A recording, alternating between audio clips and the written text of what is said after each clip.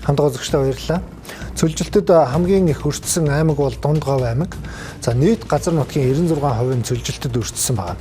За тэгвэл тус аймгийн Холд суманд цөлийн хөгжил төсөл хэрэгжсэн нь цөлжилттэй тэмцэх сайн туршлага болжээ.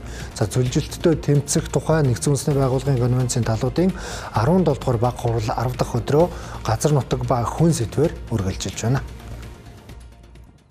Дундгов аймагт судалгаа хийхэд жилд 100-аас 1 сая тонн хөрс салхинд хийсдэг цөлжилтийн шалтгааны 88% нь салхинаас болдог гэх үр дүн гарсан байна. Тэгвэл үүний эсрэг Холд суманд хэрэгжүүлсэн төсөл нь үр дүнгээ өгöd эхэлжээ. Холд суманд за хаана хийх үү гэж байгаад яг салхины ам дээр нь 2 га газар тэрбум мод сан маань санхүүжүүлээд тэгээд тэрбум мод сантайгаа хамтраад 2 га газар хийсэн. Тэгээд ингэж хийхэд бол урт талд байдаг айлууд жилдээ нэг 80 сент 50 сент метр хэртэй юм эс цас сунгарладаг байсан юм байна л да. Тэгээ тэрийг ингээд нөгөө машин трактор гаргаад төрж зайлуулдаг байсан чинь бид нар 2 дахь жилдээ ажиллаж байгаа. Нодлон одоо энэ хавар гэсэн үг шүү дээ. Энэ хавар бол 20 сент л одоо эс хоримтлагдаа гээд өмнө нь байсан айлууд нөгөө эс цас хоримтлагддаг гэд нүгэ явцсан бол одоо болохоор газар авъя нөгөө модтой гой болж байгаа учраас тийм нэг байдал үүсэж байна.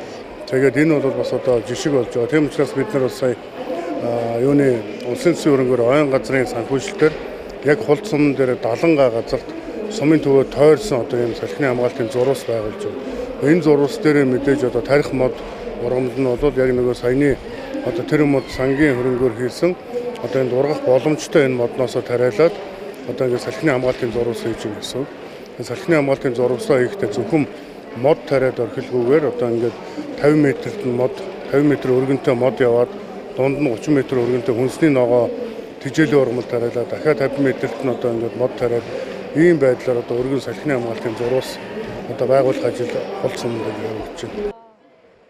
Иймээс Дундгов аймаг тус сайн жишгийг бүх сумандаа хэрэгжүүлэхээр төлөвлөжээ. Мөн COP17 хуралд цөлийн хөгжил төслөө танилцуулж байна. Тус төсөл нь хөв цөөрөн байгуулах аграр парк байгуулах зэрэг 8 дэд төслөөс бүрдэж байгаа юм. Энэ хүрээнд бүгд найрамдах Хятад ард улсын ногоон байгууламжийн томоохон групптэй хамтын ажиллагааны санан жүжиг байгуулснаас гадна Казахстаны Номотк эко байгууллагатай санан жүжиг байгуулж 1 сая долларын хөрөнгө оруулалт татахаар болсон байна. За үзэгчдээ COP17 хурал өнөөдөр бүхэлдээ газрын асуудлыг хөндөж энэ асуудлаараа амьсгалж байна. Дэлхийн нийт газар нутгийн 40 гаруй хувь цөлжилтөнд өртөж энэ нь 3.2 тэрбум хүний амьдралд нөлөөлж байна гэх судалгаа байдаг. Тэгвэл Монгол улсын нийт газар нутгийн 81.9% цөлжилтөнд өртсөн гэх тоо мэдээлэл байгаа юм. Цөлжилтөнд болон газрын нөхөн сэргийлтэн зарцуулсан $1 $7-оос $30 болж өрөөгөж өгдөг. Иймээс цөлжилтийг бууруулахад иргэн бүрийн болон байгууллага бүрийн улс бүрийн оролцоо чухал үүрэгтэйг өнөөдөр онцлоо.